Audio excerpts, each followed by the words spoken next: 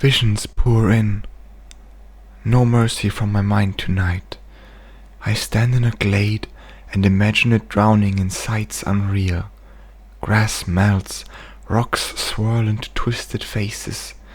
Leaves turn to liquid and drip down branches, bleeding into pools. The moon is a closed eye.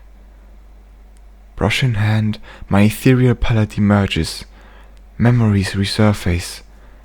I repaint, relive. A man burned before me in his own armory.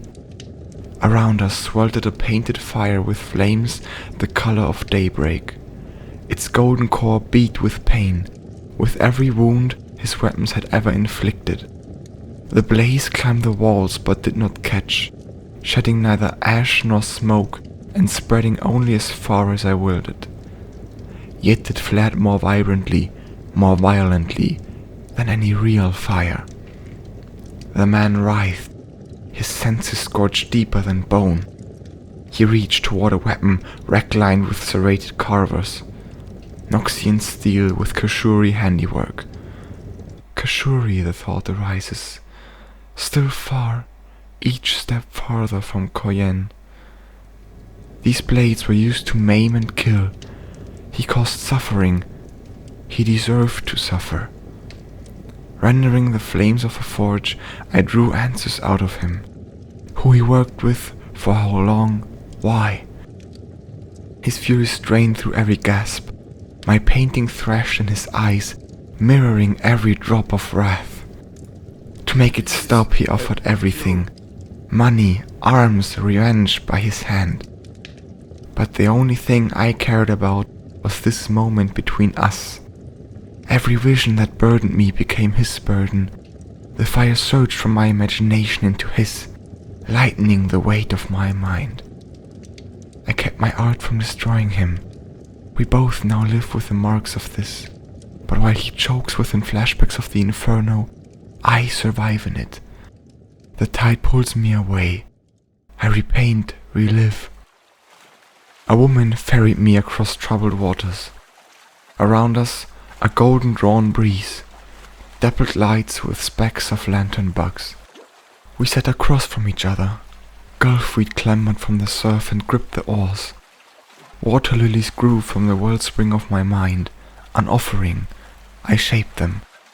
The gulfweed took the painted blossoms instead, prying them apart. The woman's hands found rhythm. The course was not always like this, she said. She had been forced to carry marauders, arms runners, assassins, all with dark intent that seeped into the channel, which grew thick with chop and murk. In her voice, a deep-stained guilt. I listened. I gathered color from my palette and matched the sweeps of her oars, creating lilies and life anew, curbs in the plums and oranges of sunset. I inspired her to recall kind memories from beneath layers of pain. Everything that burdened her became my burden. The canal turned from lashing the pieces within itself to cradling them. The lines of the woman's eyes furled with gentle joy. Somewhere in our minds, birds sang.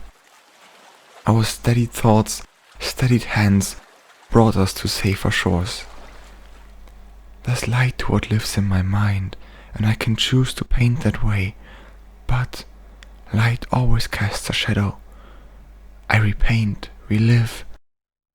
An artist stood beside me in a Koyan studio. Around us, inky blackness broken by candlelight. Far below an open window, the ocean, a violet gorge with sea foam for teeth, consuming itself over and over. The temple of Koyan stood for what would become its last night. All things must end, said Jin. He watched a candle burning. I looked to the tide.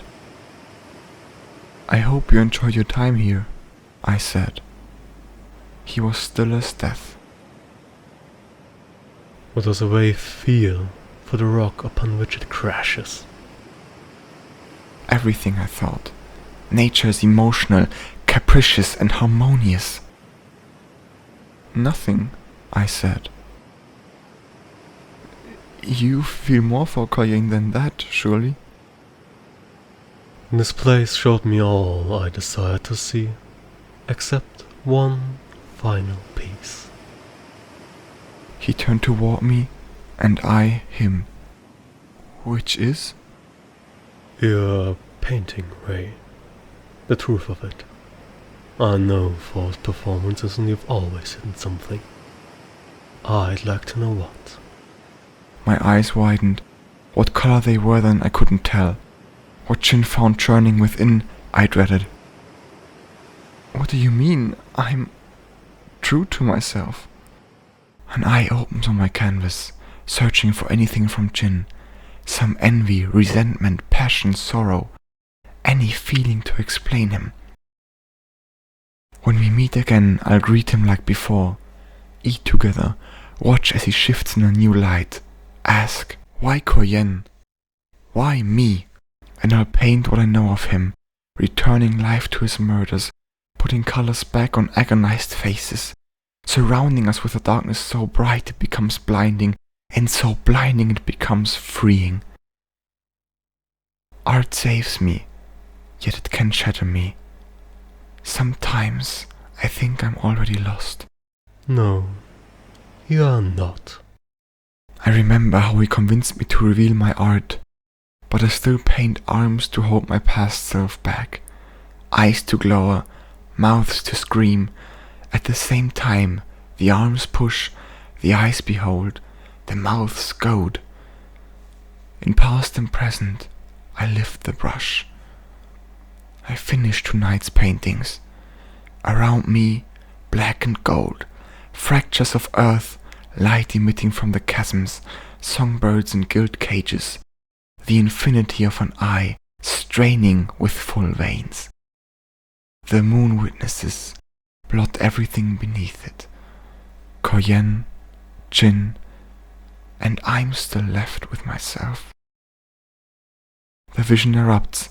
In its place the forest is just the forest, holding itself together. Tears draw down my face, my palette dissipates. Awake, I dream of my next piece.